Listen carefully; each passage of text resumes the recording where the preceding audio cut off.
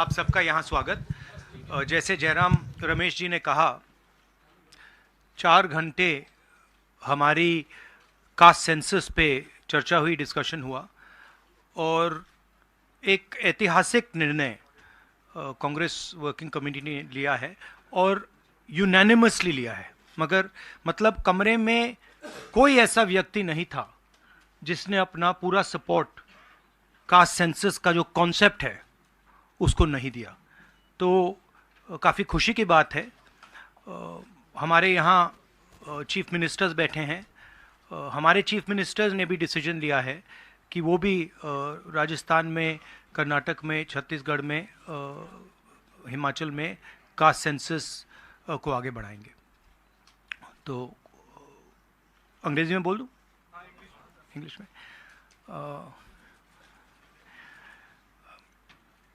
There's a very big decision taken today by the Congress Working Committee.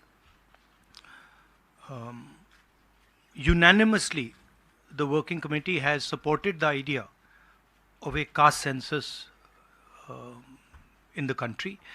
And I think it is a very, very progressive step, a very powerful step for the emancipation of the poor people in our country. We've also our chief ministers are also believe that it's an important step for them to take. So our states are also considering this and actioning this this step. If you have any questions, please feel free to ask them. एक minute एक करके संजीव, एक minute please रुक जाइए। हाँ जी।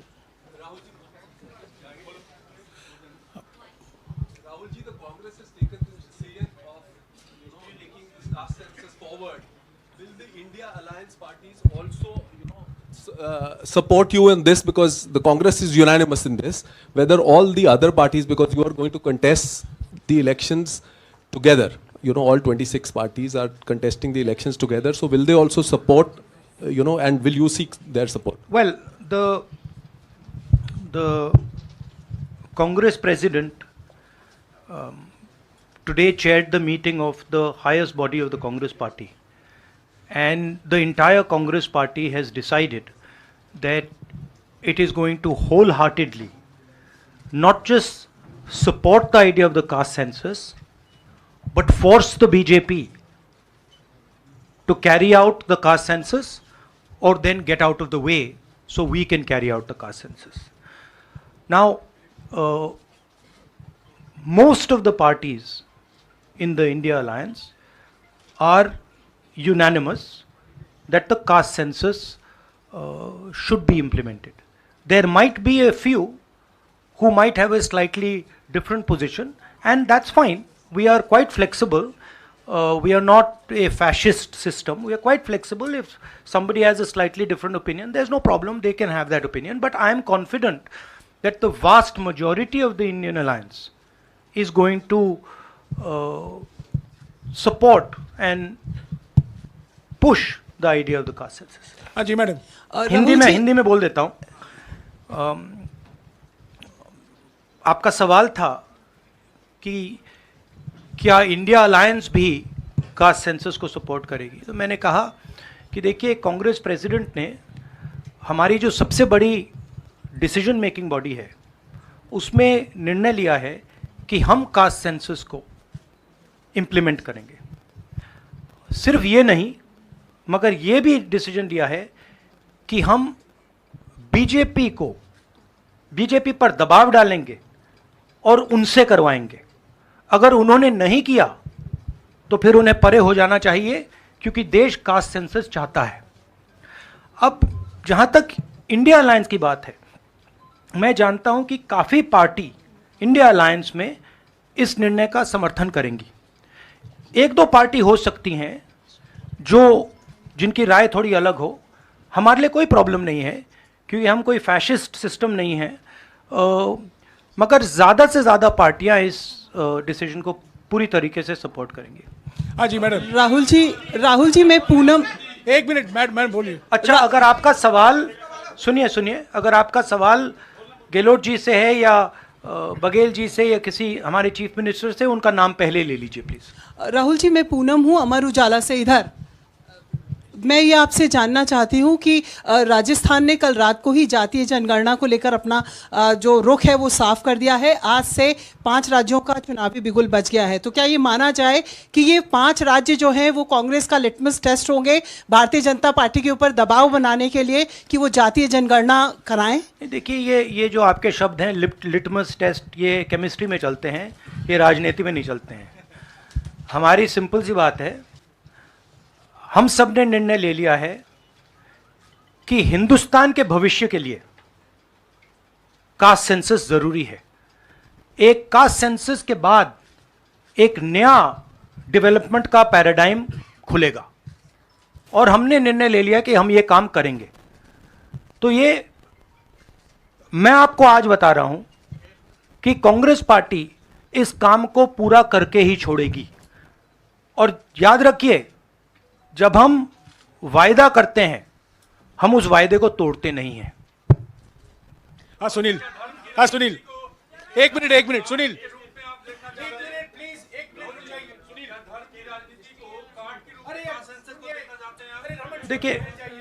देखिए नहीं, मैं इसका जवाब देता हूं। देखिए, ये कास्ट और धर्म की बात नहीं है, ये गरीबी की बात है। हिंदुस्तान के ओबीसी, हिंदुस्तान के दलित, हिंदुस्तान के आदिवासी और हिंदुस्तान के गरीब लोग, इनके लिए यह काम किया जा रहा है। आज क्या हो रहा है, 2 हिंदुस्तान बन रहे हैं, एक अदानी जी वाला और दूसरा सबका। कास्ट सेंसस साफ दिखा देगा कि हिंदुस्तान में लोग कितने हैं, कौन है, और हम वहां नहीं रुकेंगे।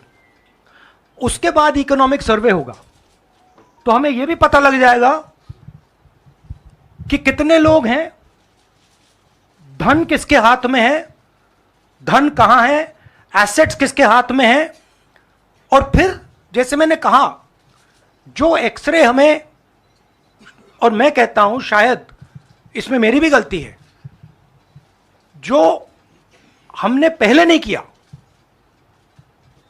उसको अब हम पूरा करके दिखा देंगे, क्योंकि इस एक्सरे की जरूरत है। अगर हम नया पैराडाइम, नया डेवलपमेंट का पैराडाइम चाहते हैं जहां सबको न्याय मिले, उसके लिए हमें कास्ट सेंसस करना ही होगा। Sir, you've heard the Prime Minister in Hyderabad, give his counter to the caste census and about, the rights and what will happen to southern states and the various things. How do you view that? And also for the Karnataka Chief Minister, why doesn't he go ahead with the release of the caste census data? We are in discussions. We are very clear what our direction is. Those actions will be taken. I'll also let Siddaramaiah ji directly answer your question.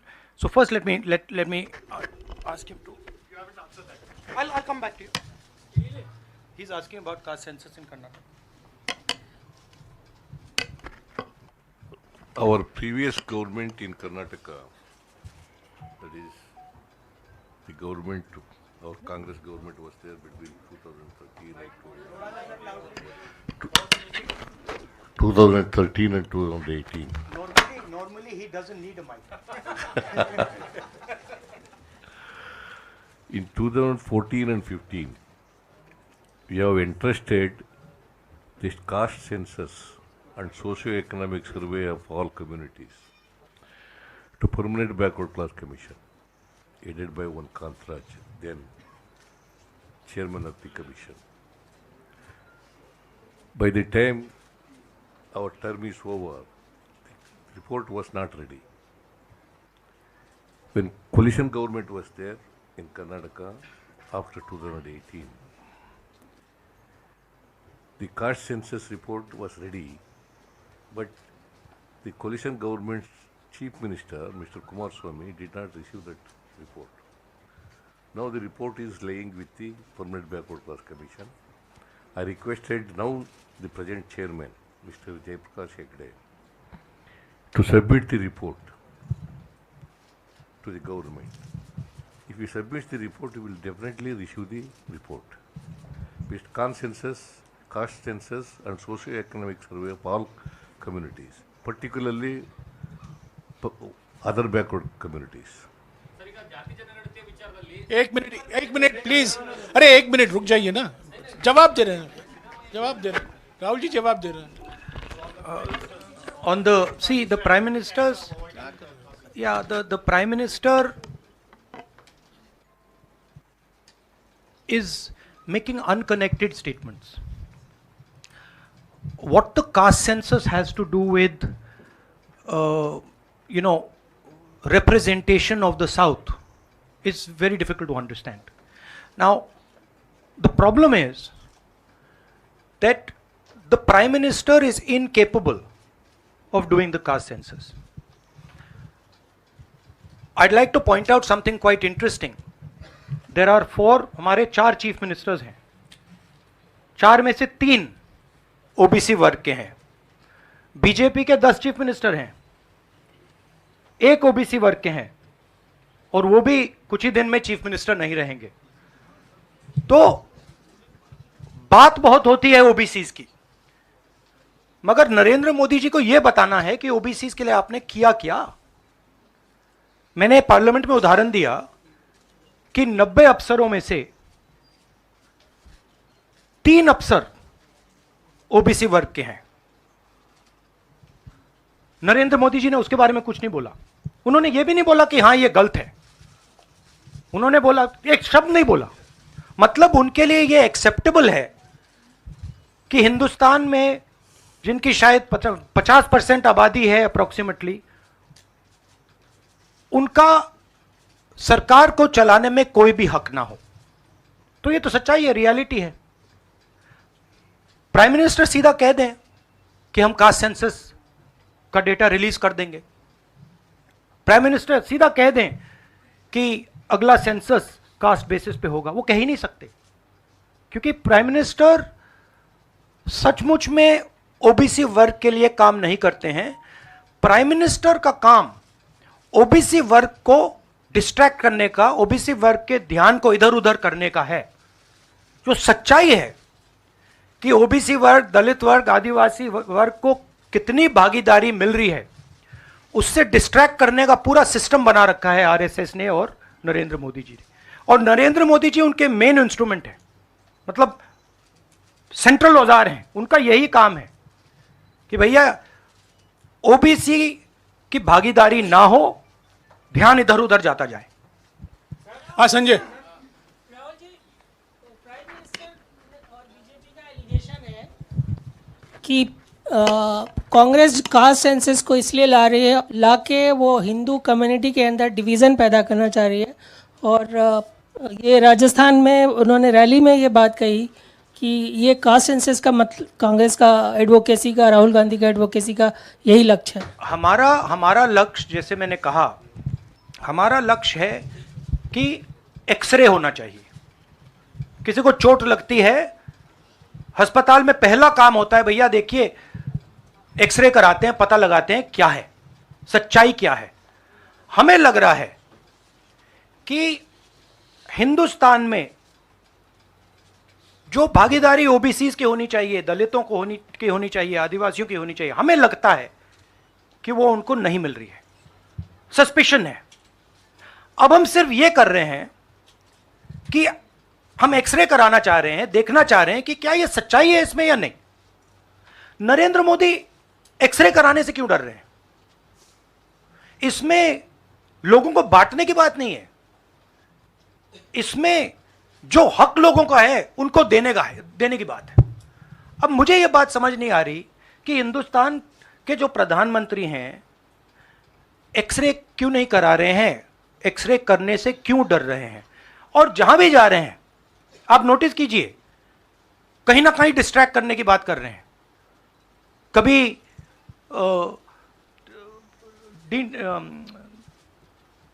Delimitation की बात कर रहे हैं, कभी कुछ और बात कर रहे हैं, कभी साउथ इंडिया की बात कर रहे हैं.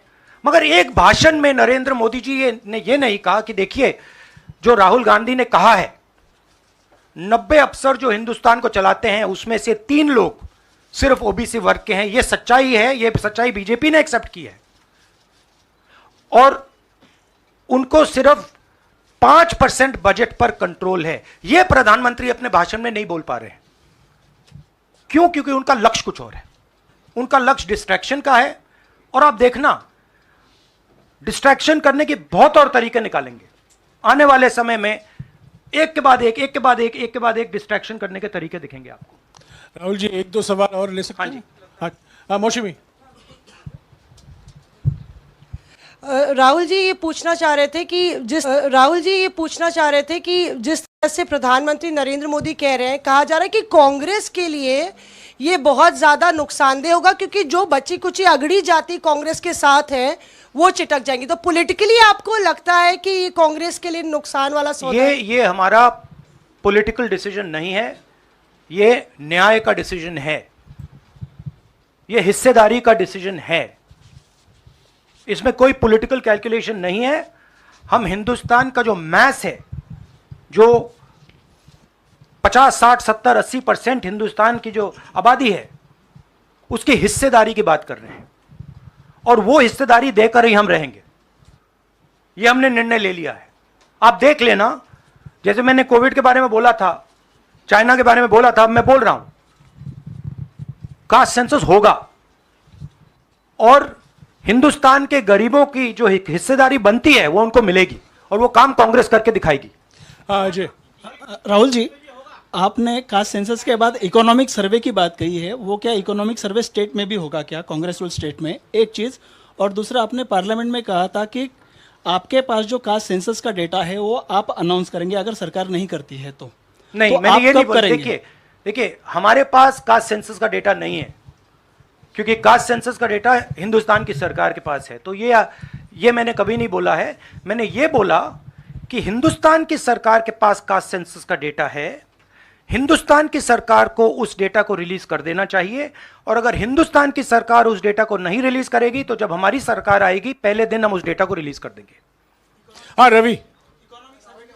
सवाल, आपने जो इकोनॉमिक सर्वे की बात की, देखिए सवाल क्या है।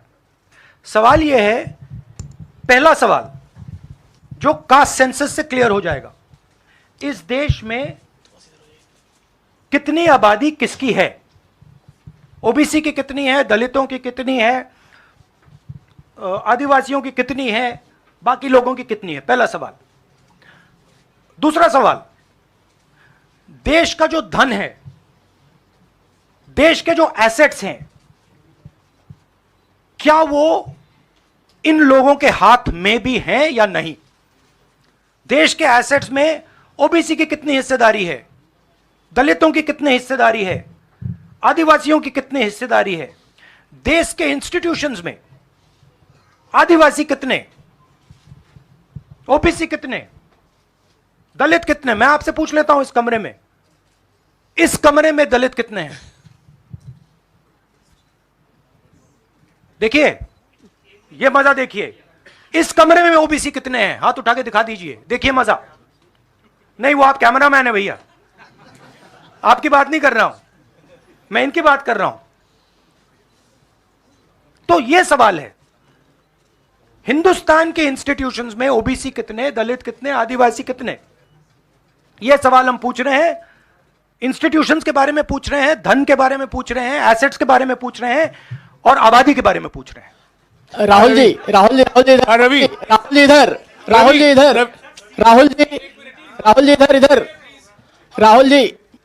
राहुल जी मेरा सवाल, आपने कहा कि प्रधानमंत्री बार बार डिस्ट्रैक्ट करने की कोशिश करेंगे, उसी से जुड़ा सवाल है। क्योंकि प्रधानमंत्री बार बार ये कह रहे हैं कि आप विदेशी ताकतों से मिले हुए हैं और आप देश को तोड़ना चाहते हैं, ये प्रधानमंत्री आरोप लगा रहे हैं। इस पे क्या कहेंगे आप?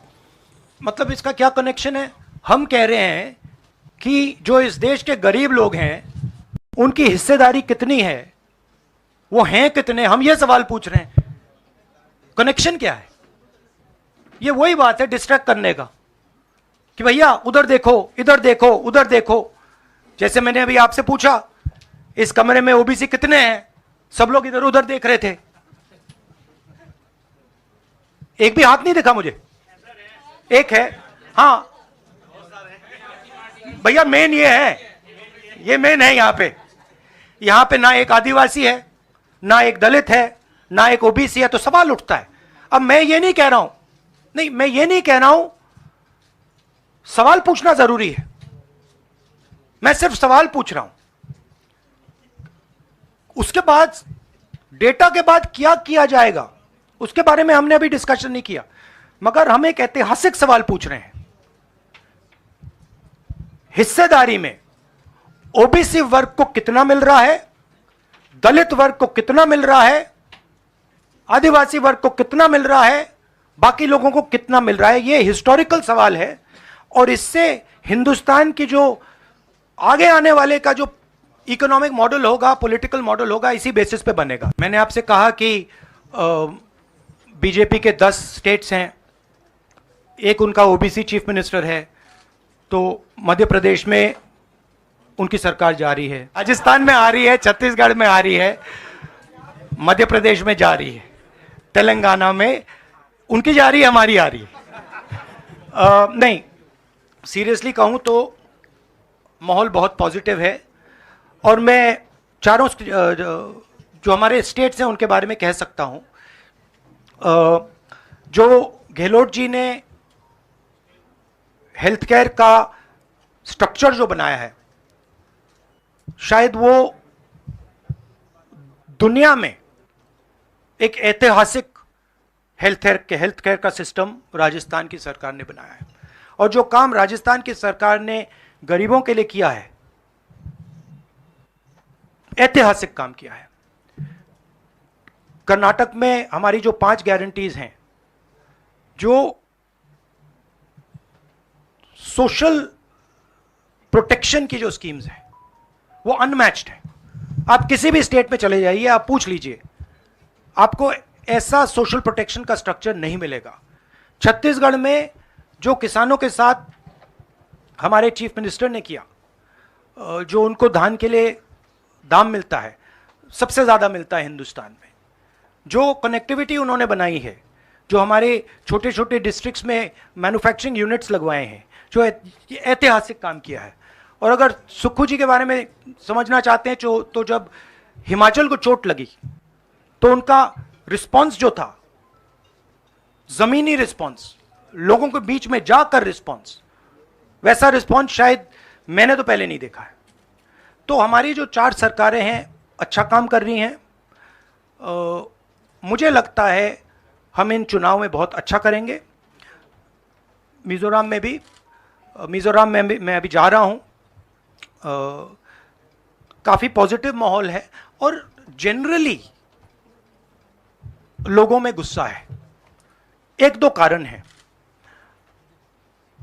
बेरोजगारी, महंगाई और जो इनइक्वालिटी बढ़ती जा रही है कि अदानी जी जैसे लोग अमीर होते जा रहे हैं, देश के पूरे एसेट्स उनके हाथ पड़ रहे हैं, और किसान हैं, मजदूर हैं, वो गरीब होते जा रहे हैं। ये सबको दिख रहा है। तो इसीलिए हम प्रिपरेशन कर रहे हैं। कास्ट सेंसस हमारा फाउंडेशन है, मगर जो राजस्थान में इन्होंने हेल्थ केयर के लिए किया, वो हम नेशनल लेवल पे करने की सोच रहे हैं। जो किसानों के लिए ये कर रहे हैं, जो इनका सोशल सिक्योरिटी का स्ट्रक्चर है, वो हम इसको नेशनल लेवल पे इंप्लीमेंट करने की प्लानिंग कर रहे हैं। हमारी सोच है कि जो नरेंद्र मोदी जी और बीजेपी ने नफरत, हिंसा और डर का विजन दिया है, हम देश को मोहब्बत, रिस्पेक्ट और भागीदारी का विजन दें। और मुझे लग रहा है कि देश का जो मूड है वो बिल्कुल बदल चुका है। और ये बात अभी बीजेपी वालों को समझ नहीं आई है, मगर कुछ ही दिनों में उनको आस्ते आस्ते ये बात समझ आ जाएगी कि जो उन्होंने देश के साथ किया है, जो उन्होंने नफरत फैलाई है, जो उन्होंने इंस्टीट्यूशंस पर आक्रमण किया है, लोगों को डराया है, धमकाया है, नफरत फैलाई है, वो इस देश को अच्छा नहीं लगा है। तो ये मुझे लग रहा है। आप सबका बहुत बहुत धन्यवाद। नमस्कार।